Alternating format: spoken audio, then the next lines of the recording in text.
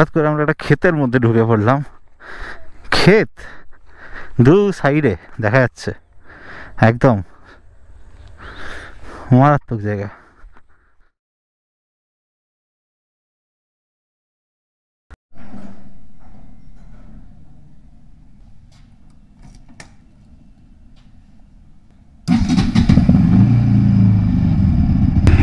Welcome everyone to another episode of weekend riders. আর আজকের এপিসোডে আমরা যেতে চলেছি কোথায় সেটা আমরা দেখাচ্ছি। বীরভূমেরই একটা কাছাকাছি লোকেশন যেটা আমরা যেতে চলেছি।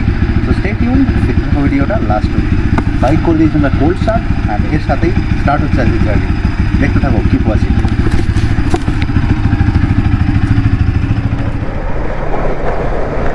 সো আমরা বেরিয়ে পড়েছি রাস্তায়, আর এখন আপাতত জার্নি হচ্ছে ইলামবাজারের দিকে।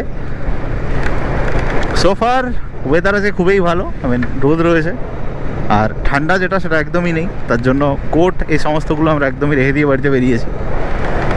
আর ঠিকঠাক আপাতত যাচ্ছি একটা ডিস্টেন্স। চলো আগে দিয়ে গিয়ে দেখাচ্ছি। তো আপাতত যাচ্ছি জঙ্গলের মাঝখান দিয়ে, আর ইলামবাজারের জঙ্গল মোটামুটি তোমরা সবাই চেনো, সবাই জানো। তো এখান থেকে সামনে গিয়ে উঠবো হচ্ছে ইলামবাজার, আর ওখান থেকে ডান দিকে। তো আমরা উঠে গেছি ইলামবাজার থেকে ডান দিকে, আর ডান দিকে যে সোজা রাস্তাটা, এই রাস্তাটা দিয়ে আমরা মোটামুটি এগিয়ে যাচ্ছি। বক্রেশ্বর অনেকটাই দূর আছে, তবে এখন দেখাচ্ছে যে সামনে রয়েছে আমাদের দুবরাজপুর। তো দুবরাজপুর পেরিয়ে আমরা যাব একদম সোজা। তো চলো এগোনো যাক।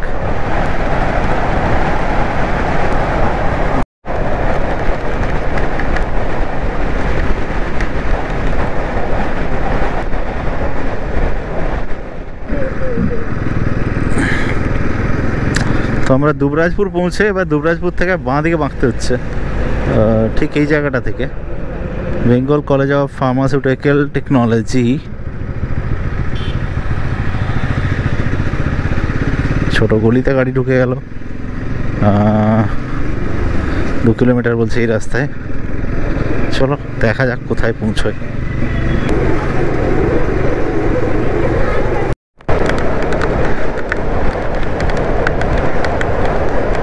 তো আপাতত আমরা যাচ্ছি দুবরাজপুর থেকে ডান দিকে, আর দুবরাজপুর থেকে ডান দিকে এই যে রাস্তাটা, এটাই সোজা যাচ্ছে বক্রেশ্বর। বক্রেশ্বর আর কিছু 5-6 কিলোমিটারের কাছাকাছি আছে। গাড়ি আপাতত চলে গেছে 55.9, মানে পুরো 56 কিলোমিটারের কাছাকাছি। অ্যান্ড রাস্তার অবস্থা কিন্তু যথেষ্ট ভালো। তোমরা দেখতে পাচ্ছ ডান দিকে সিনারি অসাধারণ অ্যাকচুয়ালি, ঠিক আছে, ব্যাপক লাগছে দেখতে। তো এগুলো অ্যাডেড পাও না এদিকটায় আসার। বাকি সো ফার সো গুড। বলছি বাম্পারগুলো বড় বিরক্তি করছে। না না, এই রকম করে বাম্পারটা দেওয়াটা ওয়ার্থলেস। মানে এইখানে একটা এর মানেটা কি? হাঁটবো, চালাবো না। তো ফাইনালি আমরা কিসের সামনে? বক্রেশ্বর মন্দিরের সামনে। এই যে দেখা যাচ্ছে এটা বোধহয় গেট। সুস্বাগতম বক্রেশ্বর ধাম, এইটা।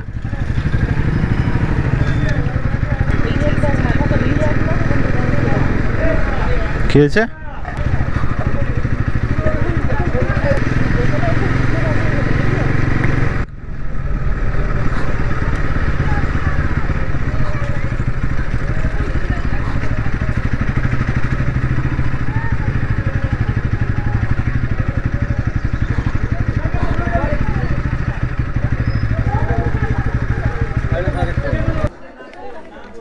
ওই আগের মা দিকটা করে রেখে দিই।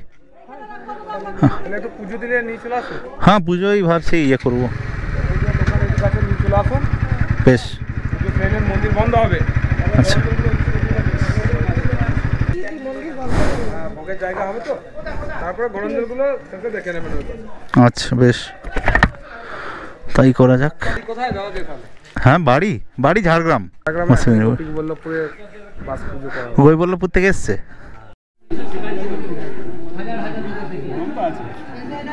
মন্দিরের এই স্থানে এই জায়গাটার নাম হলো শ্বেতগঙ্গা। এটাও বক্রেশ্বরের যে উষ্ণ প্রশমন রয়েছে তারই একটা পার্ট।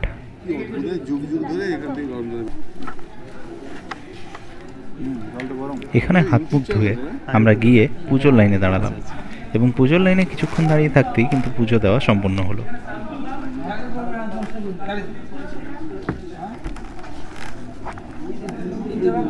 পঞ্চান্ন ডিগ্রি, ওটা 80 ডিগ্রি, এটা 70 ডিগ্রি। ওখানে দেওয়ালে বোর্ড লেখা আছে, আমি বলে দিই। এখানে একটা দেওয়ালে দেখুন হলুদ রঙের বোর্ড লেখা আছে, বোর্ডের ছবিটা তুলুন, সব লেখা আছে।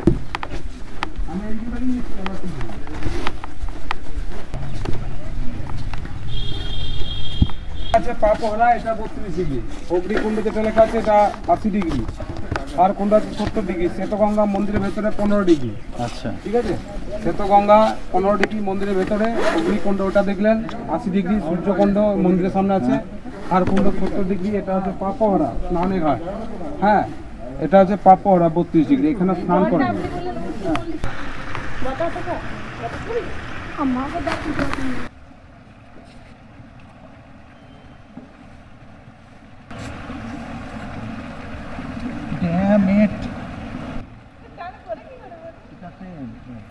জলে পা ডুবিয়ে প্রথমে একটু গরম লাগলেও তারপর আস্তে আস্তে কিন্তু সেটা সয়ে যাচ্ছিল। কিন্তু তাহলেও এরকম একটা পুণ্যের জায়গাকে নোংরা করে রাখতে আমাদের তুলনা কোথাও নেই, সেটা আমরা এখানে জায়গা দেখেই বুঝতে পারলাম।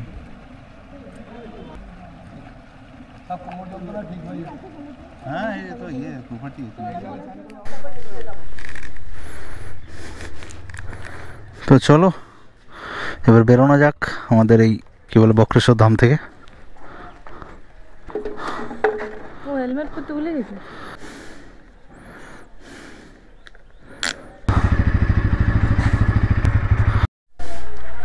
তো এখন আমি যেখানটায় দাঁড়িয়ে আছি এটা জাস্ট ওই দূরে মন্দিরটা থেকে একটুখানি আগের দিকে এসে এখানে বেশ কিছু দোকানপাট রয়েছে। তো যদি কেউ মন্দিরের জন্য কোনো মেমেন্টো বা কিছু কিনে নিয়ে যেতে চায় তো এখানে দোকানগুলো মোটামুটিভাবে এখান থেকে কিন্তু কিনে নিয়ে যেতে পারে। ঠিক আছে, ঠিকঠাকই দাম, অসুবিধা নেই। সামনে মিষ্টির দোকানও রয়েছে। ডান দিকেরটা হচ্ছে পার্কিং, তো 4 হুইলারের যে পার্কিং সেটাও ডান দিকে, 2 হুইলারেরও পার্কিং ডান দিকে।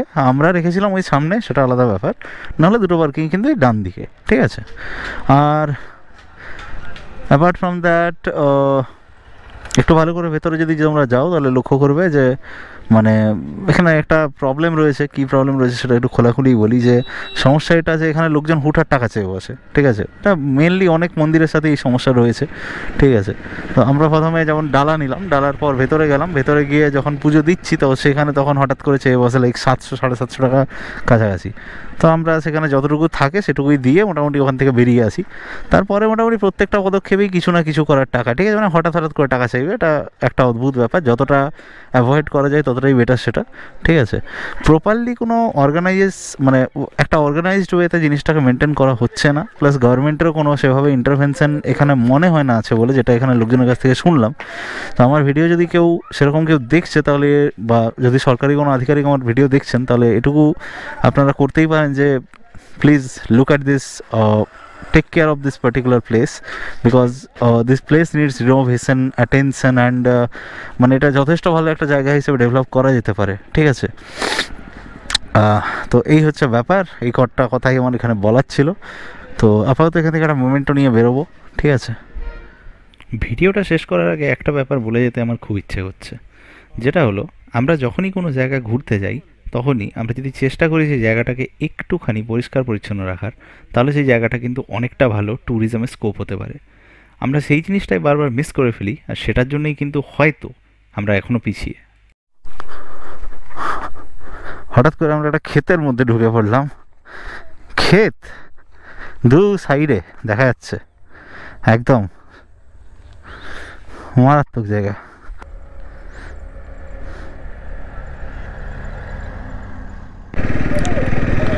তো আমরা ব্যাক করছি আর হালকা করে একটু ফুচকা খেয়ে নিলাম, জাস্ট একটু খিদেটা মেটানোর জন্য।